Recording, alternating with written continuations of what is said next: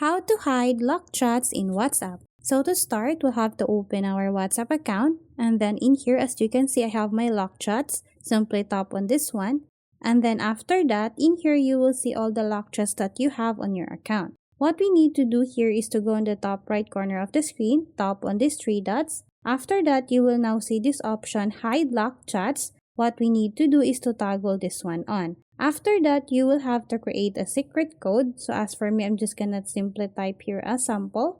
Once I'm done creating my secret code, we'll have to tap on the done option. After that, we'll just have to go back. And as you can see here, the locked chat is now hidden. So if I want to see my locked chats, what I need to do is to go on the search bar. In here, I will have to type the secret code, and then after that, it will automatically show me my locked chats.